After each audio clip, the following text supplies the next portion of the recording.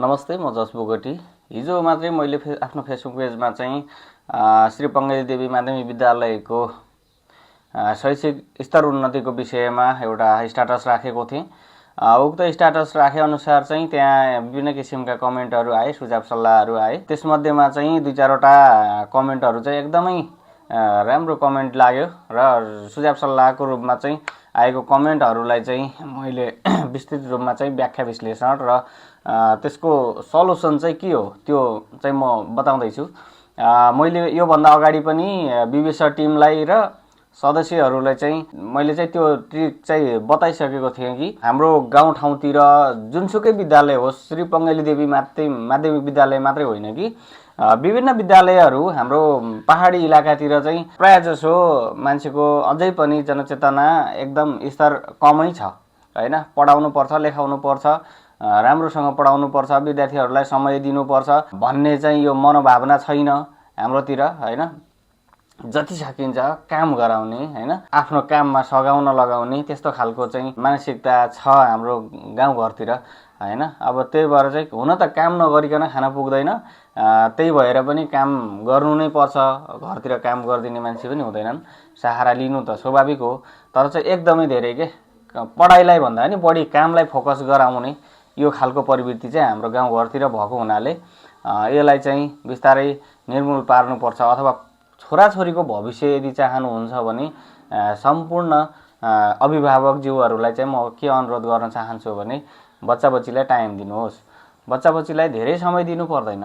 School समयमा स्कुलमा पठाइदिनुहोस् र बिहान बेलुका 1-1 घण्टा भए पनि समय दिनुहोस् हैन। टोटल्ली सक्नुहुन्न भने पनि 2 घण्टा बिहान बेलुका 2 घण्टा भए पनि समय दिनुहोस् हैन।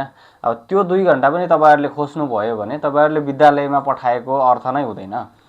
त्यही भएर चाहिँ एउटा चाहिँ अनुरोध त्यो हो। र दोस्रो अनुरोध चाहिँ विवेश बोडीले चाहिँ गर्नुपर्ने हाम्रो जनचेतनामूलक कार्यक्रमहरू गर्नु पर्यो, अभिभावक भेला गर्नु पर्यो। अथवा प्रत्येक टोलमा गएर हुन्छ कि प्रत्येक टोलमा गएर त्यहाँका जनसमुदायहरूलाई चाहिँ भेला गरेर उहाँहरूलाई चाहिँ मोटिभेट गराउनु पर्यो हैन। हामी चाहिँ अब तपाईहरुका बच्चा-बच्चीहरुको भविष्य बिग्रिएको हेर्न चाहदैनौं, अथवा तपाईहरुले पनि आफ्नो बच्चा-बच्चीको भविष्य त सुध्रेको त हेर्न चाहनुहुन्छ होला पक्कै पनि भनेर उहाँहरूलाई चाहिँ कसरी मोटिभेट गराउन सकिन्छ मोटिभेट गराउनु पर्यो। प्रत्येक टोलमा गएर गर्नु पर्यो क्या, जागरुक अभियान टाइपको के हैन। त्यसरी गर्नुभयो भने शिक्षाको एउटा क्याम्पेनै गर्दिने के हैन, स्कुलको तर्फबाट क्याम्पेनै गर्दिने। यो समयमा अलिकति भर्ना गर्ने समयमा क्याम्पेन गरेर उहाँहरूलाई मोटिभेट गराएर ल्याउनु पर्यो हैन। विद्यार्थी त ल्याउने, अब शिक्षकको कुरा छ। अब शिक्षकहरूले पनि पढाउने क्रममा चाहिँ अन्य बहाना बनाएर घरतिर जाने, बिदामा बस्दिने, अर्को गर्दिने यस्तो खालको क्रियाकलाप छ भने तुरुन्त कारबाही गर्नुस्। किनभने शिक्षकलाई पढाउनको लागि राखिएको हो। एकदमै अत्यावश्यक भयो अथवा शिक्षकको घरमा एकदमै आवश्यकतै पर्यो, बिदै बस्नुपर्ने स्थिति भयो भने त बिदा बस्नुपर्छ नै। तर हाम्रोतिरको टिचरहरूको बहाना के छ भने त्यत्तिकै अनावश्यक रूपमा चाहिँ बहाना बनाएर बिदा बस्ने हैन, स्कुलमा नआउने, स्कुलमा आउँदाखेरि पनि दिउँसै कतैतिर गइदिने त्यस्तो खालको प्रवृत्ति छ हैन। यो कुरालाई चाहिँ हामीले सुधार्न जरुरी छ हो। त्यही भएर चाहिँ हामी सबैजना जागरुक हुनु पर्यो के, एकजुट हुनु पर्यो, सबैले आवाज उठाउनु पर्यो के। यो विवेश बोडीले चाहिँ मुख्य भूमिका खेल्नु पर्यो र हामी युवाहरूले पनि उहाँहरूलाई चाहिँ सचेत गराउनु पर्यो अथवा सतर्क गराउनु पर्यो। म चाहिँ यो भन्न चाहन्छु हैन। विशेष गरी विवेश बोडीलाई चाहिँ मैले भने अनुसार चाहिँ सबै ओडामा अथवा सबै टोलमा गएर प्रत्येक टोलमा गएर त्यहाँका अभिभावकहरूलाई चाहिँ भेला गरेर उनीहरूलाई चाहिँ मोटिभेट गराउनु पर्यो। विद्यार्थीहरूलाई चाहिँ स्कुल पठाइदिनु पर्यो। हजुर स्कुल पठाइदिनु पर्यो, तपाईहरुको छोराछोरीको भविष्य हामीमाथि छ हैन। तपाईहरुका छोराछोरी फेल भयो भने चाहिँ पास भएनन् भने हाम्रो टाउकोमा आउँछ, हामीलाई गाली गर्नुहुन्छ तपाईहरुले। तर पढाउने बेला चाहिँ तपाईहरु स्कुलमा गइदिनुहुन्न, हजुर स्कुलमा पठाइदिनुहुन्न।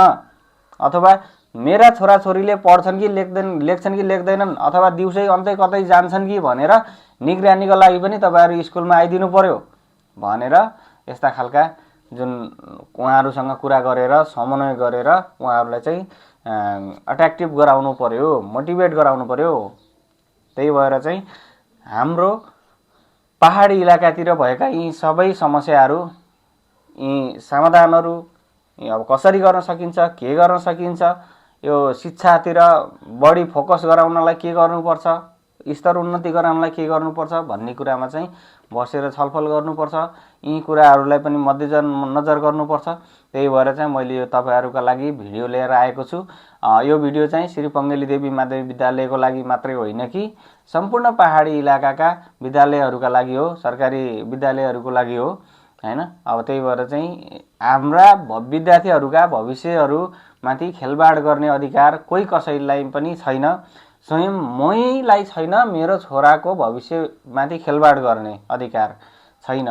त्यही भएर तपाईहरुलाई पनि छैन कि तपाईहरुको छोराछोरीको भविष्यमाथि खेलबाड गर्ने अधिकार छैन। त्यही भएर उहाँहरूको अधिकार पूर्ण रूपमा प्रयोग गर्न दिउँ र विद्यार्थीहरूलाई विद्यालयमै पठाउँ, पढ्न लगाउँ, लेख्न लगाउँ र बिहान बेलुकाको समय पनि उहाँहरूलाई दिउँ र उहाँहरूले चाहिँ गुणस्तरीय शिक्षा चाहिँ आर्जन गरोस् र भोलि बिहान नेपालको जुनसुकै क्षेत्रमा गएर पनि लडेर आफ्नो बुद्धि विवेकले चाहिँ जागिर खान सकोस् हैन, अथवा अन्य कुनै पेशा गर्न सकोस् भन्न चाहन्छु। धन्यवाद।